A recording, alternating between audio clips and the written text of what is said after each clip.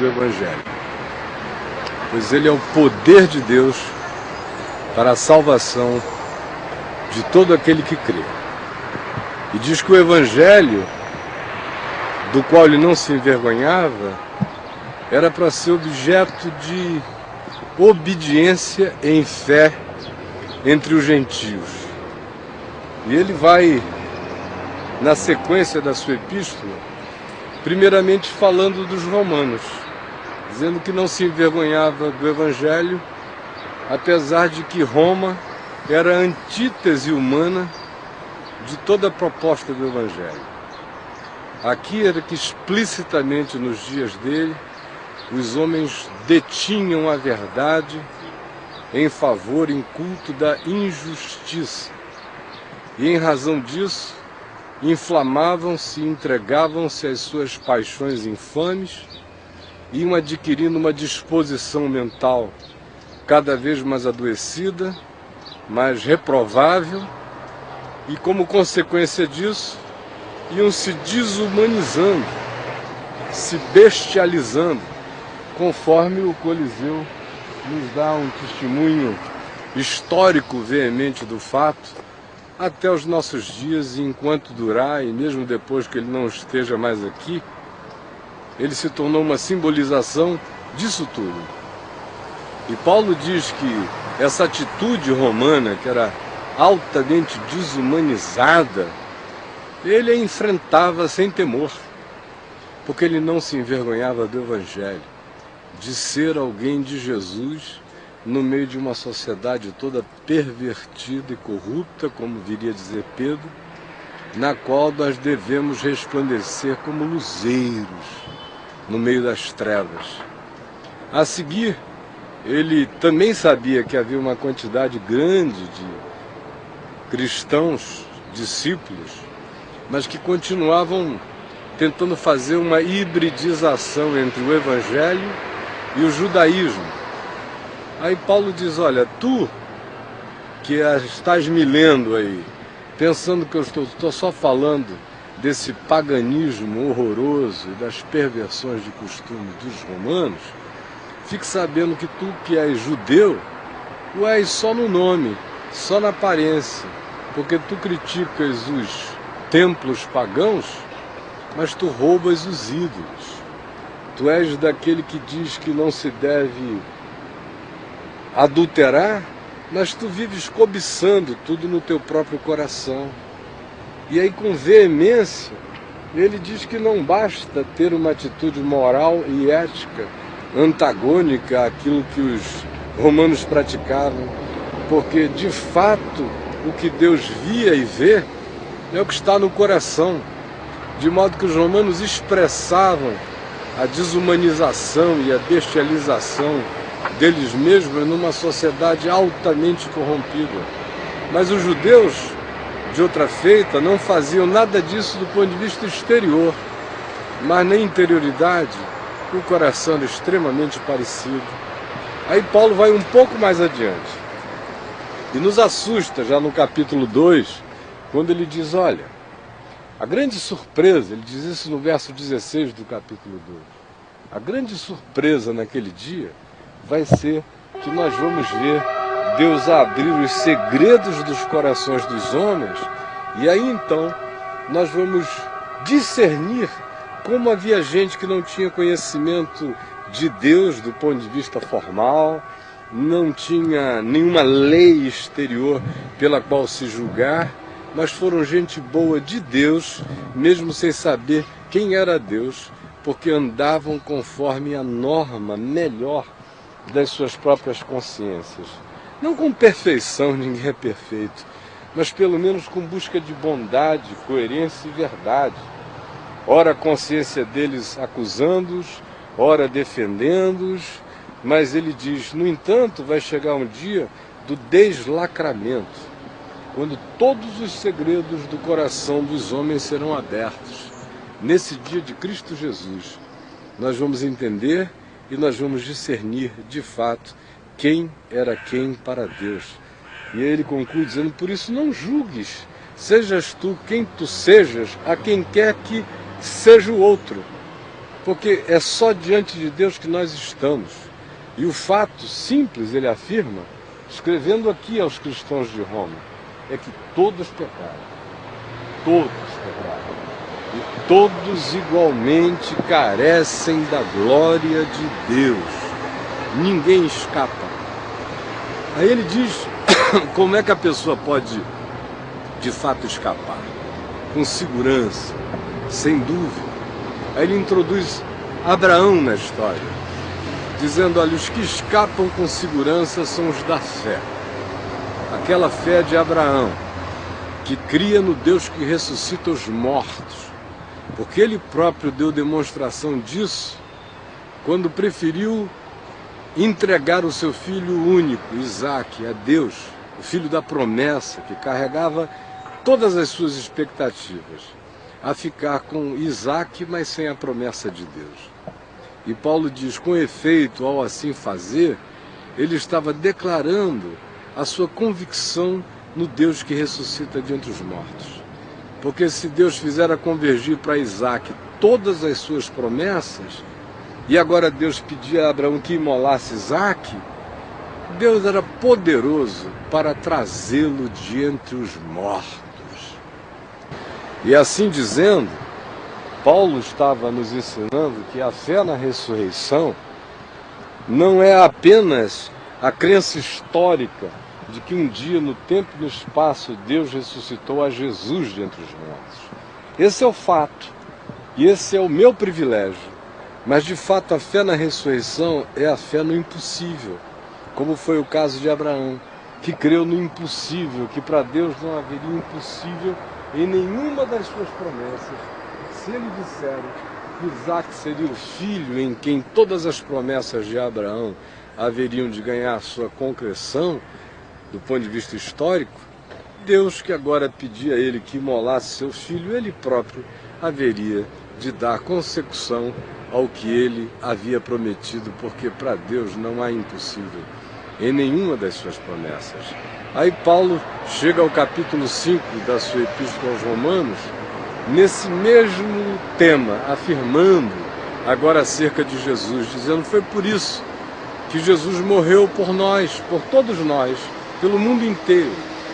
Ele morreu pelas nossas transgressões e ressuscitou para nossa justificação, para bancar, para chancelar na graça de Deus para sempre o fato de que quem crê nele tem segurança absoluta, apesar do que seja, apesar de quem tenha sido, apesar do que esteja provando. Por isso ele diz, justificados, pois, mediante a fé, nós temos paz com Deus, por meio de nosso Senhor Jesus Cristo. E nós estamos firmes nesta esperança e nos gloriamos nessa esperança. E mais que isso, escrevendo aqui aos romanos, que viviam sob ameaça de perseguição que Paulo experimentou na carne inúmeras vezes, como a gente lê no próprio Novo Testamento, na carta dele aos Coríntios, quando ele descreve a quantidade de opressões que ele tinha sofrido, e ali não estavam contabilizadas as que ainda viriam, e vieram muitas outras, mas ele diz, nós nos gloriamos por isso, não apenas na esperança da glória de Deus, mas nós nos gloriamos também nas nossas próprias tribulações, sabendo nós isso, que a tribulação, embora aquele que a promova pensa que está nos atribulando, seja ele um agente humano ou espiritual, voltando-se contra nós, a tribulação, todavia, cumpre papéis que transcendem os olhares imediatos, porque a tribulação produz. O Novo Testamento afirma isso com regularidade. Nada produz mais, do ponto de vista das consecuções, das conjunções dos fenômenos históricos, nada contribui mais para o crescimento da alma humana, para o desenvaidecimento do nosso ser, do que a purificação que a tribulação traz. E aí ele diz, porque a tribulação produz perseverança, a tribulação produz experiência, porque eu passei por uma e perseverei, eu tenho experiência para a segunda, para a terceira, para a quarta. Eu vou ficando não cínico, eu vou ficando enrijecido. E vou sabendo que já passei por muitas, passarei por outras. E essa tribulação que produz experiência, Paulo diz, ela produz no fim esperança. Ao invés de nos deixar calejados, ela nos esperança, nos engravida de graça o tempo todo. E aí ele diz, ora, a esperança não confunde, não confunde.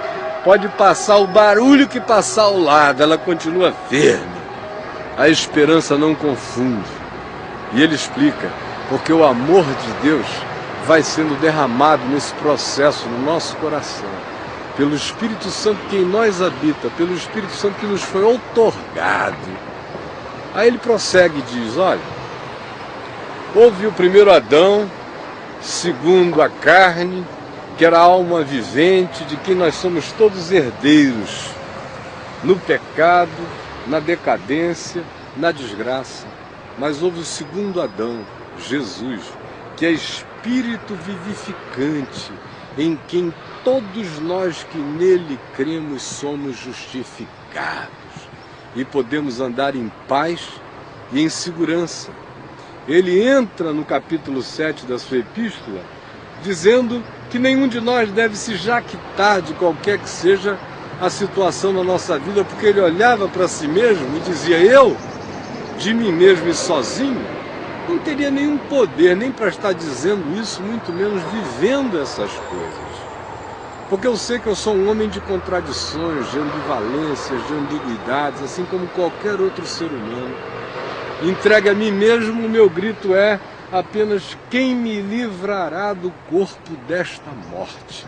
Quem me salvará desse andar claudicante e em contradições nesta vida? Aí ele diz, iniciando o capítulo 8, graças a Deus por Jesus Cristo. E de fato ele começa o capítulo 8 dizendo que por causa de Jesus agora já não há mais nenhuma condenação para os que estão em Cristo Jesus, pois o Espírito da vida em Cristo nos libertou da lei do pecado e da morte. A lei do Espírito e da vida em Jesus nos livrou da lei do pecado e da morte. É nesse tom que ele caminha durante o capítulo 8 todo, para o final do capítulo dizer que as garantias que nós temos em Jesus são totais.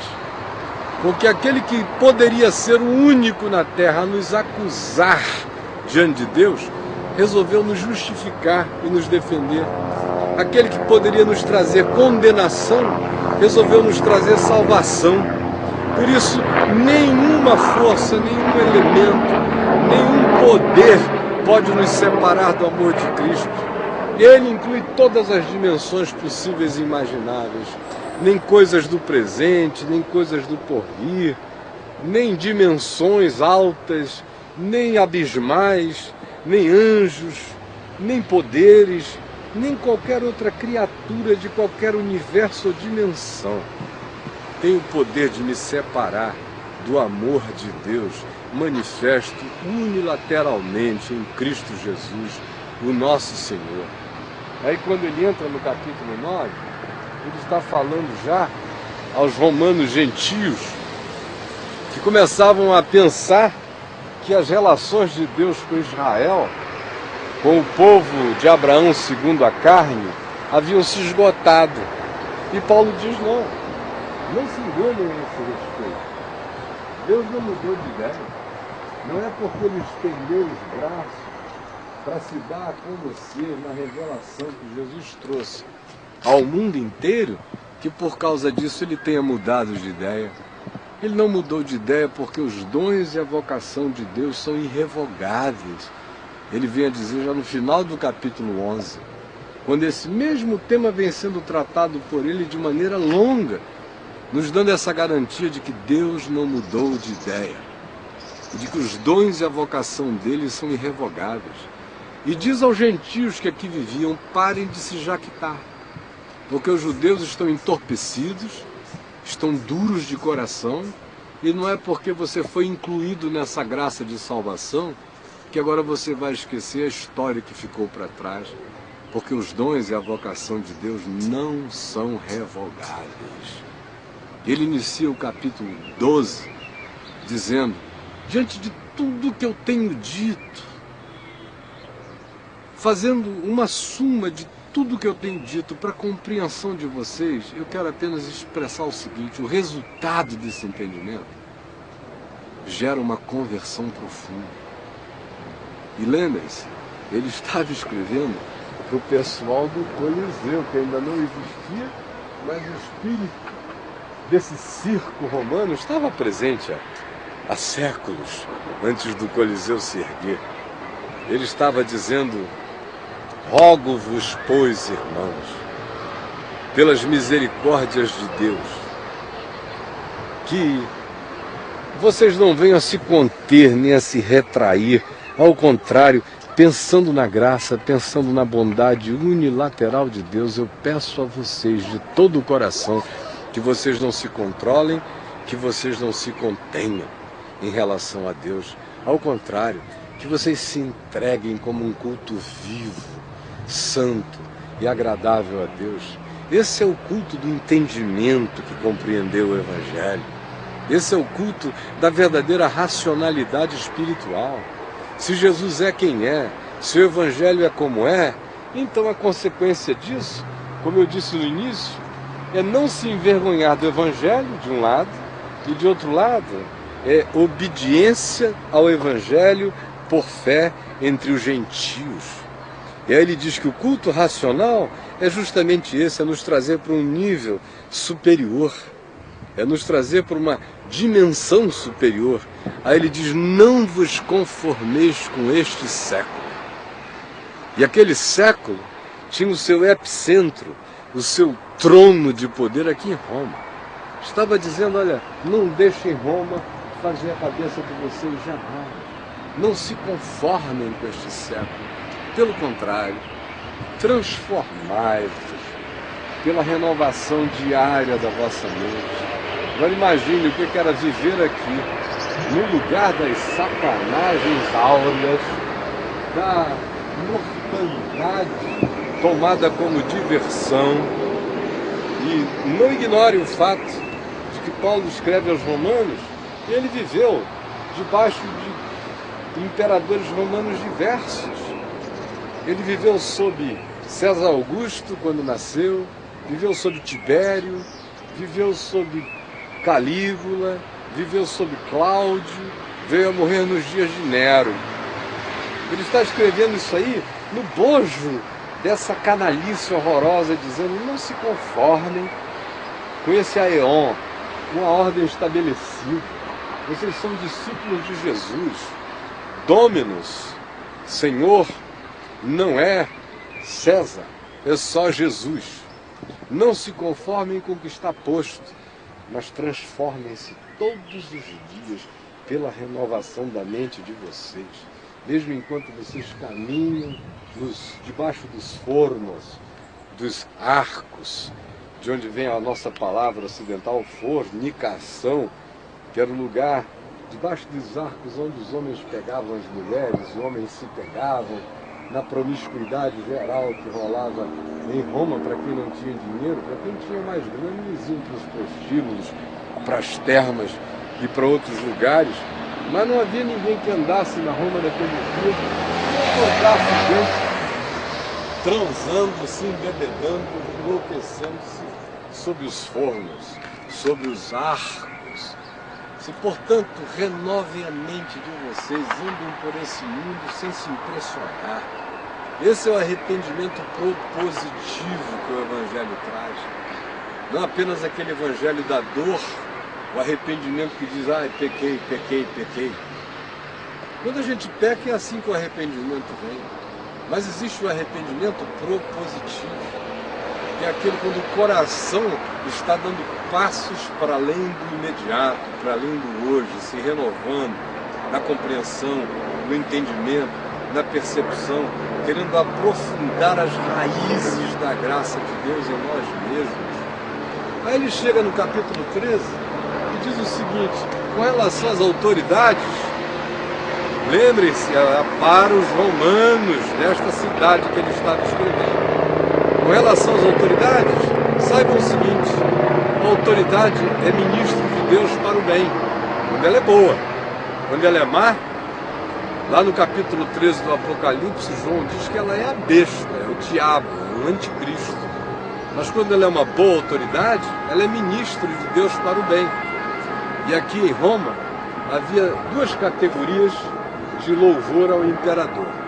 Havia o bom imperador e o mau imperador. Por exemplo, Calígula e Nero foram colocados na categoria dos operadores danados, os que eram, depois de sua morte, tratados como gente que deveria ser entregue à danação. Apagavam os nomes, tiravam-lhes os bustos dos lugares onde eles os tivessem erguidos. E havia a boa autoridade.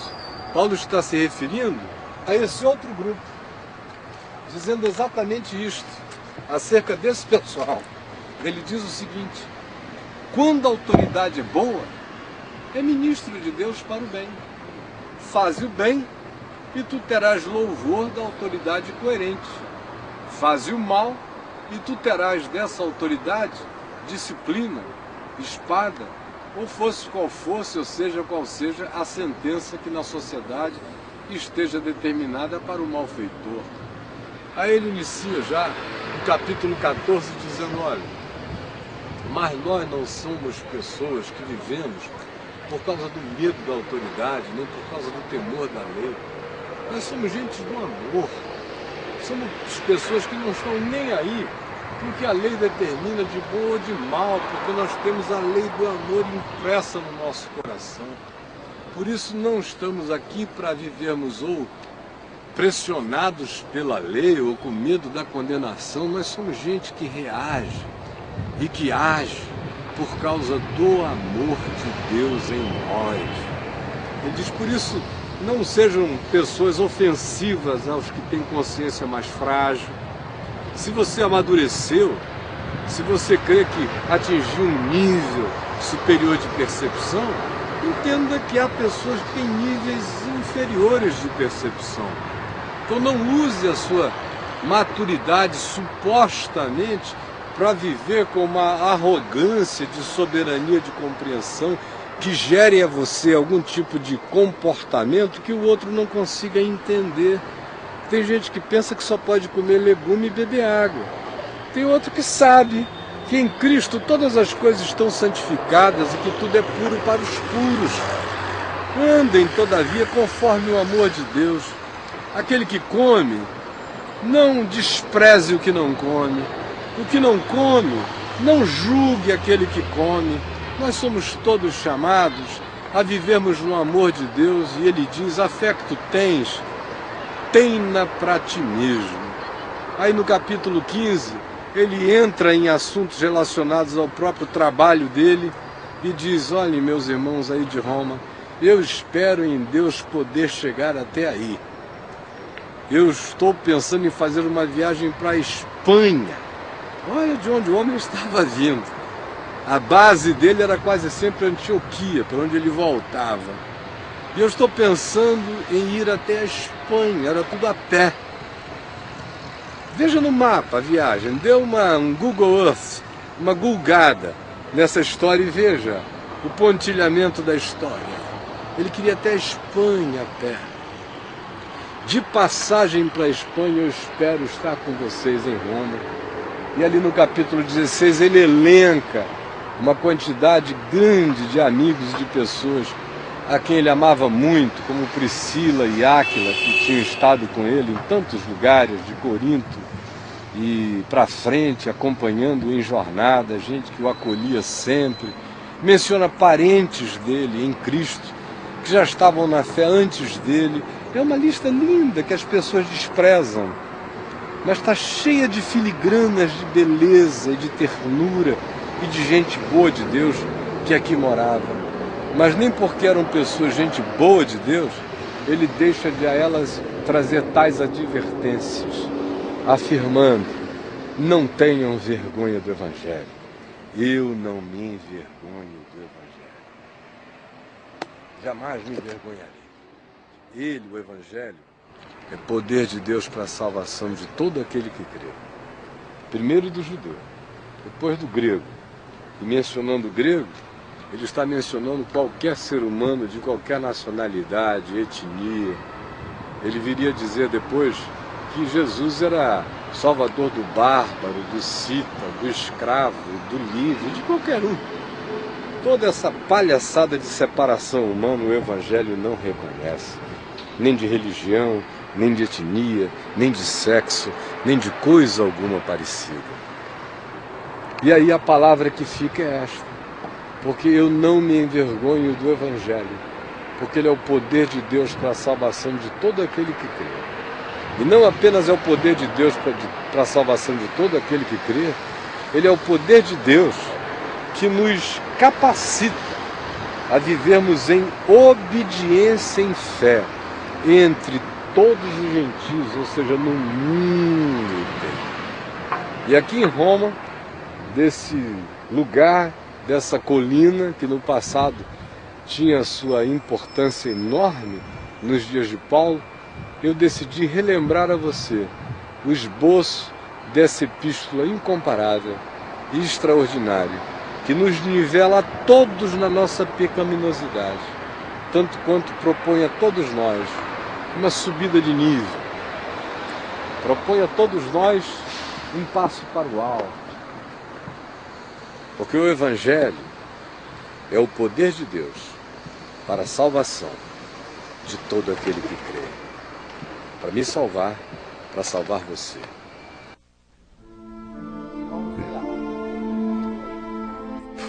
Paulo foi a Roma.